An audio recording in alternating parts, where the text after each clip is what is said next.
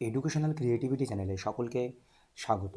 ফ্রেশারদের করা যে expiry panel সংক্রান্ত বা টেন্টেড সংক্রান্ত যে মামলাটি, সেখানে কি 10 নম্বরের বিষয় রয়েছে এবং কতজন টেন্টেড ক্যান্ডিডেট বা এক্সপায়ারি প্যানেলের কথা এখানে তারা উল্লেখ করেছে। পুরো বিষয়টি আপনাদেরকে দেখাবো এই ভিডিওতে। টেন্টেড ক্যান্ডিডেটস তাদের মত অনুযায়ী বা কলকাতা হাইকোর্টের রায় বা সুপ্রিম কোর্টের রায় অনুযায়ী 4 ধরনের টেন্টেড ক্যান্ডিডেট এখানে তারা উল্লেখ করেছে। কিন্তু প্রশ্ন হলো এক্সপায়ারি অফ প্যানেল তারা কতটা উল্লেখ করেছে, সেই বিষয়টি আপনাদের দেখানোর জন্য এই ভিডিওটিতে আমরা সব কিছু বলবো। তো প্রথমত এখানে আমরা যদি নিচের দিকে চলে আসি, তাদের মাথা ব্যথা হচ্ছে এক্সপায়ারি অফ প্যানেল তাদেরকে টেন্টেডের মধ্যে দিচ্ছে, সেটা নিয়ে বিষয় যেটাকে কমিশন ধরেনি তাদের মত অনুযায়ী।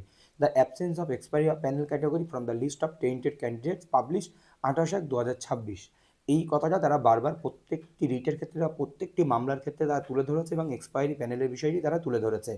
এবং 10 নম্বরের যে বিষয়টি, এখানে টেন্টেড ক্যান্ডিডেটরা যে 10 মার্কস পাচ্ছে সেই কথাটুকু তারা এখানে কিন্তু উল্লেখ করেছে কোনো একটি জায়গায়, সেটা আমি মিস করে যাচ্ছি, পরে পড়ার আগে পেয়েছিলাম, নিশ্চয়ই পেলে আপনাদেরকে জানাবো। হাইকোর্টের expiry of panel category is not a category of tainted candidate is wholly erroneous, baseless and are nothing but another attempt the commission to shield the tainted candidates. Commission যে টেন্টেড ক্যান্ডিডেট হিসেবে তাদেরকে রাখেনি সেটাই বলা হচ্ছে। The deliberately omission of the category of the candidates appointed after expiry of the panel from the list of tainted candidates is wholly inconsistent with the finding recorded by the honorable court in the main judgment। যে commission তাদেরকে expiry প্যানেলদের উড়িয়ে দিয়েছে সেই বিষয়টি তারা এখানে ছোট্ট করে কিন্তু তুলে ধরেছে। এরপর আমরা যদি নিচের দিকে আসি, 2000 অ্যাফিডেভিটের ডিসেম্বর কমিশন একটি অ্যাফিডেভিট দিয়ে জানিয়েছিল December 2023 where they themselves identify at least 180 candidates called in the 8th phase of counseling 3/8/2020 conducted after 7 months after the expiry of the panel. As per the information collected by the application, out of this 183 candidates, 89 have been included in the merit list of class 11 9 10 এবং 24 merit list 11 12 in the current recruitment process. তো এদেরকে tainted হিসাবে তারা তকমা দিচ্ছে। এবং high court December 2023-এর যে হিসাব নিকাশ তারা কি অ্যানেক্সার করেছে এখানে, 3 category publish in the list 28/1/2026 এবং out of panel rank jumping ওয়েমার মিসম্যাচ সেই হিসাব নিকাশ তারা দিয়েছে। কিন্তু তারা যে এক্সপায়ারি অফ প্যানেলের যে হিসাব নিকাশটি এখানে দিচ্ছে সেটা আপনাদেরকে একটু দেখিয়ে দিই। এবং এছাড়াও তারা যে মেরিট লিস্ট প্রকাশ করেছে, example of the candidates with PT mismatch have been included in the merit list of the ongoing recruitment and granted 10 marks for their experience। তাদেরকে এক্সপিরিয়েন্সের জন্য 10 মার্কস দেওয়া হচ্ছে।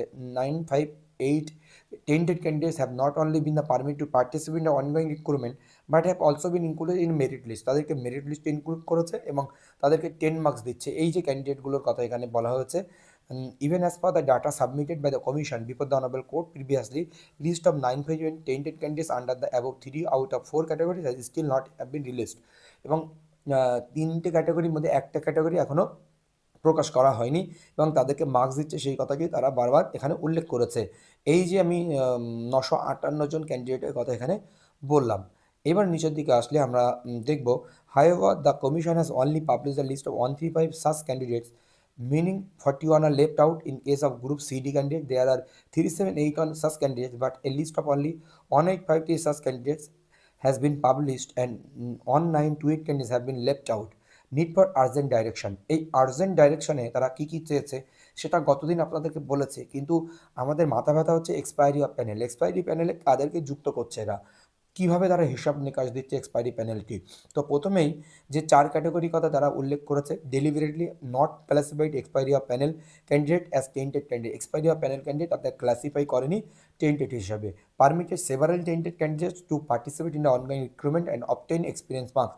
এবং টেন্টেড ক্যান্ডিডেটদের তারা উল্লেখ করেছে এবং এক্সপিরিয়েন্স মার্কসের যে বিষয়টি তারা তাদেরকে দিচ্ছে সেই বিষয়টি বারবার তারা কিন্তু তুলে ধরছে। These action or omission are deliberately and designed to allow participate and eventual employment of tainted candidate। Tainted candidate তাদেরকে ইচ্ছাকৃতভাবে সুযোগ দেওয়া হচ্ছে এবং তাদেরকে আবার এমপ্লয়ের ব্যবস্থা করে দেওয়া হচ্ছে ঘটনাক্রমে, সেই বিষয় তুলে ধরছে তারা। It is highly likely that a large number of tainted candidates will be selected in the ongoing recruitment. Large number of tainted candidate মানে বেশিরভাগ টেন্টেড ক্যান্ডিডেট এখানে অংশগ্রহণ করেছে সেটা তারা বারবার উল্লেখ করছে। একটাই কারণে এক্সপায়ারি অফ প্যানেলের জন্য কিন্তু তার টেন্টেড ক্যান্ডিডেটকে উল্লেখ করেছে। এবং এবং তারা সুপ্রিম কোর্টের যে বা হাইকোর্টের যে রায় কিছু কিছু বিষয় এখানে তুলে ধরেছে। এবার নিচের দিকে আমরা আসি, দেখুন, that the West Bengal Board of Secondary Education has issued a list of 5757 candidate date 27/2023 who was appointed an assistant teacher 11-12. It is important to note here that a total 1439 candidates out of 5757 has been appointed after expiry of panel. হিসাবটা বুঝতে পারছেন? 5757 candidate তারা যে appointed, তার মধ্যে কিছু candidate তারা expiry of প্যানেলের কথা এখানে উল্লেখ করেছে। তারা কত?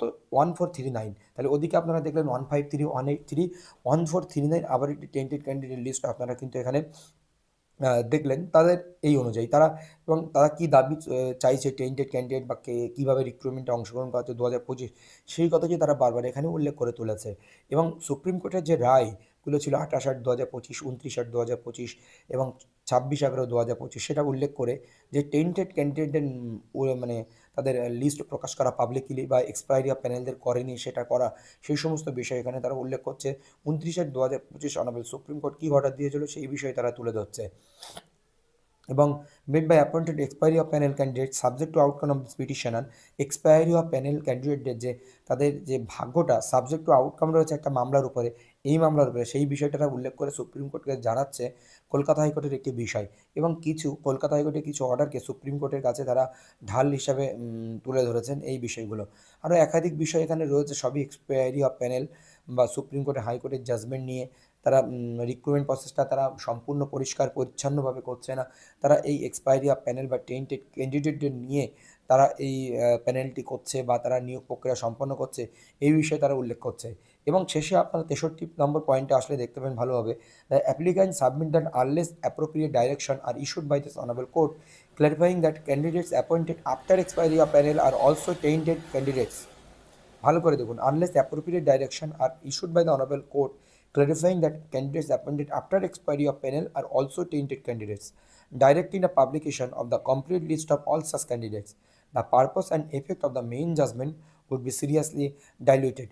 যে মেইন জাজমেন্ট রয়েছে সেটি সিরিয়াসলি ডাইলুটেড হয়ে যাচ্ছে, মানে বিচ্যুত ঘটছে, কারণ এক্সপায়ারি অফ প্যানেল যারা টেন্টেড তারা তাদেরকে বাদ দেয়নি, এবং এটা ক্লারিফাই করার জন্য মূলত তাদেরকে এই মামলাটি কিন্তু আপনাদেরকে তো বিস্তারিত আমি আপনাদেরকে বোঝাতে পারলাম না, কারণ বা বিস্তারিত বিষয়গুলো আপনাদেরকে দেখাতে পারলাম না। কিছু ইম্পর্টেন্ট পয়েন্ট যেগুলো রয়েছে সেইগুলো আপনাদেরকে দেখালাম। এবং তারা বারবার অভিযোগ তুলছে যে এই এক্সপায়ারি প্যানেল ক্যান্ডিডেটকে টেন্টেড হিসাবে তকমা না দিলে যারা 70-70 পেয়েছে বা অনেক বঞ্চিত হচ্ছে বা অনেক ফ্রেশার ক্যান্ডিডেট বঞ্চিত হচ্ছে, এই কথাগুলো তারা তুলে ধরছে। কিন্তু সবশেষে একটি কথা আপনাদেরকে বলবো সবার উদ্দেশ্যে, এই যে এক্সপায়ারি অফ প্যানেলের বিষয়, এই এক্সপায়ারি অফ প্যানেলের বিষয় কিন্তু ক্যান্ডিডেটদের এটা কিন্তু দোষ না।